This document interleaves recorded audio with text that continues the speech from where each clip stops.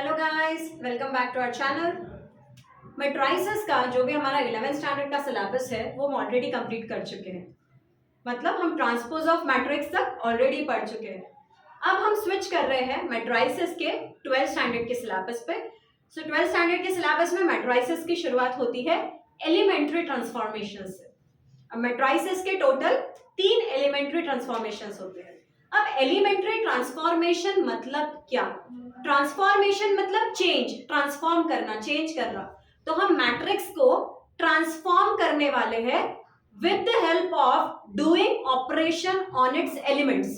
Matrices के जो भी एलिमेंट्स होते हैं हमारे A11, A12, A21, A22, ये जो भी हमारे एलिमेंट्स होते हैं उन एलिमेंट्स पे हम कुछ ऑपरेशंस परफॉर्म करेंगे जिनके वजह से हमारी मैट्रिक्स ट्रांसफॉर्म हो जाएगी, चेंज हो जाएगी और हमें एक इक्विवेलेंट मैट्रिक्स मिलेगी। दोस्तों, एलिमेंट्री ट्रांसफॉर्मेशन करने के बाद मैट्रिक्स इक्वल नहीं रह जाती, वो चेंज हो जाती है इनटू एन इक्विवेलेंट मैट्रिक्स। तो आज हम इन एलिमेंट्री ट्रांसफॉर्मेशंस को पढ़ेंगे। टोटल 3 एलिमेंट्री ट्रांसफॉर्मेशंस है। उसमें का पहला एलिमेंट्री ट्रांसफॉर्मेशन है interchange of any two rows और एनी टू कॉलम्स। कोई भी दो रो को हम एक में के साथ इंटरचेंज कर देंगे या फिर कोई भी दो कॉलम को हम एक में के साथ इंटरचेंज कर देंगे। एक मैट्रिक्स लिख लेती हूँ दोस्तों। मेरे पास एक मैट्रिक्स है ए मैट्रिक्स 1 2 3 4 6 2 -1 2 1। तो ये एक मेरी 3x3 की मैट्रिक्स है। एक 3x3 की मैट्रिक्स लिख ली मैंने, ए मैट्रिक्स। अब इन पे मैं आपको ये ट्रांसफॉर्मेशन परफॉर्म करके दिखाऊंगी, इंटरचेंजिंग एनी टू रोज और एनी टू कॉलम्स। चलो let's interchange R1 interchange with R2। लिखते ऐसे है दोस्तों, R1 मतलब row number 1 getting interchange with row number 2। तो रो नंबर R1 और R2 को हम इंटरचेंज करने वाले हैं, तो ऐसा सिंबल हम बना देंगे उसके बीच में। सो R1 is interchange with R2। अब जब ये ट्रांसफॉर्मेशन हम परफॉर्म कर लेंगे तो हमें ए मैट्रिक्स का इक्विवेलेंट मैट्रिक्स मिल जाएगा। इसलिए हम इक्वल टू का सिंबल नहीं लिखेंगे, ये जो सिंबल मैंने यहाँ पे लिखा है उसे कहते हैं हम इक्विवेलेंट टू।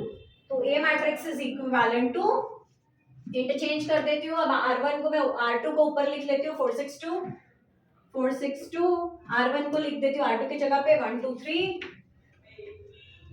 -1 2 1। R3 जहां के वहां, क्योंकि हमने ट्रांसफॉर्मेशन R1 और R2 पे किए, R3 जहां के वहां है।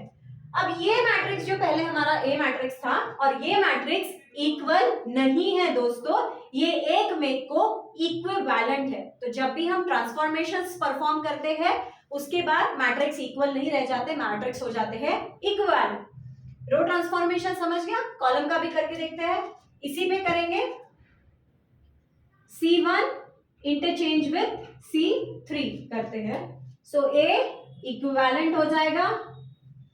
इंटरचेंज कर रहे हैं हम C1 और C3 को, तो C3 इधर लिख लेती हूँ 3 2 1 1 4 -1 और C2 जहां के वहां 6 2 6 2। तो ये है पहला elementary transformation, interchanging any two rows और एनी टू कॉलम्स। पहला खत्म हो गया। Let's switch to second elementary transformation.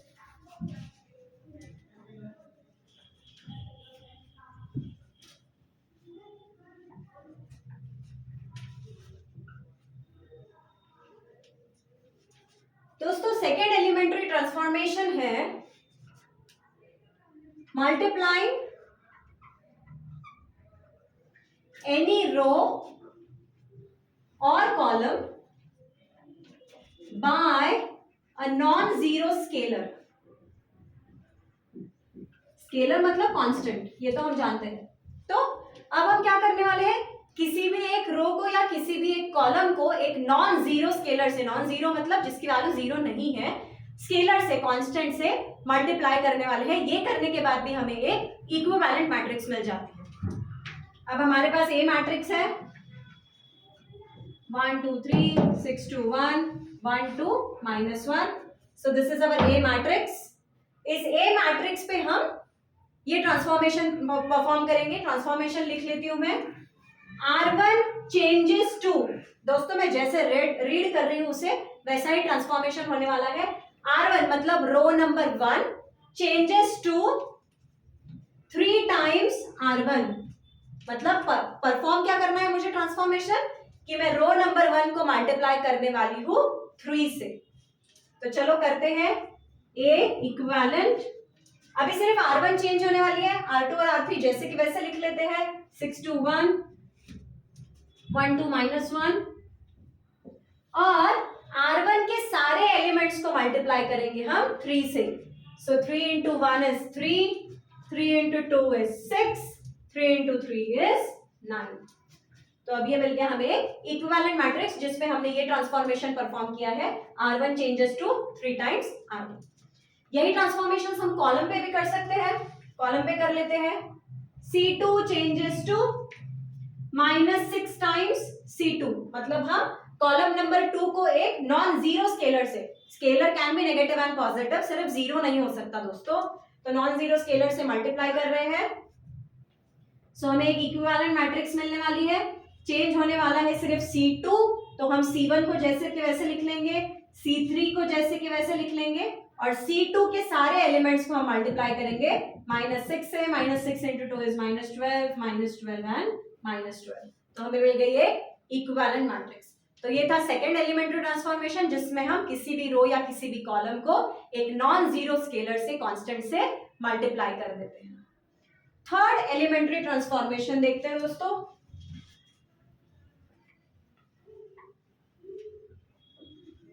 अब थर्ड एलिमेंट्री ट्रांसफॉर्मेशन में हम सेकेंड एलिमेंट्री ट्रांसफॉर्मेशन पहले परफॉर्म करेंगे, मतलब किसी भी एक रो को या कॉलम को हम स्केलर से मल्टीप्लाई करके दूसरे रो या कॉलम में ऐड कर देंगे। सो ट्रांसफॉर्मेशन है मल्टीप्लाइंग एनी रो और column by a non zero scalar and adding it to other row और column। तो ये हमारा थर्ड एलिमेंट्री ट्रांसफॉर्मेशन है, मतलब किसी भी एक रो को या किसी भी एक कॉलम को हम एक नॉन जीरो स्केलर से मल्टीप्लाई करके किसी दूसरे रो या कॉलम में ऐड कर देंगे। ट्रांसफॉर्मेशन देखते हैं दोस्तों। फिर से एक मैट्रिक्स लिख लेती हूँ, ए मैट्रिक्स 1 2 3 4 6 2 1 2 1। एक ट्रांसफॉर्मेशन लिखती हूं मैं, R2 चेंजेस टू, मतलब चेंज होने वाला है रो नंबर 2। याद रखिए दोस्तों, जो भी रो हम इस साइड लिखते हैं वो हमेशा चेंज होता है, या जो भी कॉलम या जो भी रो हम इस साइड लिखने वाले हैं on the left hand side वो चेंज होता है। So R2 changes to R2 plus 2 times R1। तो देखो दोस्तों, ट्रांसफॉर्मेशन क्या करने वाली हूं मैं, रो नंबर 1 को मैं 2 से मल्टीप्लाई करने वाली हूं, मतलब रो नंबर 1 को मैं एक स्केलर से मल्टीप्लाई करके रो नंबर 2 में ऐड करने वाली हूं। So this is my complete transformation, multiplying one row with a scalar and then adding it to another row. चलो परफॉर्म करते हैं। चेंज होने वाली है सिर्फ रो नंबर 2, रो नंबर 1 और रो नंबर 3 को जैसे कि वैसे लिख लेते हैं, 1 2 1। अब परफॉर्म करेंगे R2 प्लस, तो R2 के सारे एलिमेंट्स लिख लेते हैं, 4 6 2, बीच में plus plus plus plus 2 times 2 times 2 times 2 times, और R1 के एलिमेंट्स है 1 2 और 3। अब हम ट्रांसफॉर्मेशन कंप्लीट करेंगे। रो नंबर 1 जैसे कि वैसा 1 2 3, रो नंबर 3 जैसे कि वैसा 1 2 1। Let's complete it. 2 into 1 is 2 plus 4 is 6. 2 2s are 4 plus 6 is 10. 2 3s are 6 plus 2 is 8. तो अब हो गया हमारा ट्रांसफॉर्मेशन कंप्लीट। किया क्या दोस्तों, हमने एक रो को एक स्केलर से मल्टीप्लाई करके दूसरे रो में ऐड कर दिया। सेम हम कॉलम के साथ भी कर सकते हैं, same transformation we can do it with column. तो ये था दोस्तों एलिमेंट्री ट्रांसफॉर्मेशन में का थर्ड ट्रांसफॉर्मेशन। सो 3 ट्रांसफॉर्मेशन कौन से, पहले में हम क्या करने वाले हैं, एनी 2 रोज या एनी 2 कॉलम्स को इंटरचेंज करने वाले हैं। दूसरे में हम किसी भी रो या किसी भी कॉलम को एक नॉन जीरो स्केलर से मल्टीप्लाई करने वाले हैं। तीसरे में किसी भी रो किसी भी कॉलम को हम स्केलर से मल्टीप्लाई करके दूसरे रो या कॉलम में ऐड कर देंगे। एक चीज याद रखिए दोस्तों, ट्रांसफॉर्मेशन करने के बाद मैट्रिक्स इक्वल नहीं रहती, मैट्रिक्स हो जाती है इक्विवेलेंट। तो इक्वल टू का सिंबल मत यूज कीजिए, इक्विवेलेंट का सिंबल यूज कीजिए। अब इन्हीं ट्रांसफॉर्मेशंस को हमें मैट्रिक्स का इनवर्स निकालने के लिए यूज करना है। तो अगले वीडियोस देखते रहिए। Stay tuned. Thank you.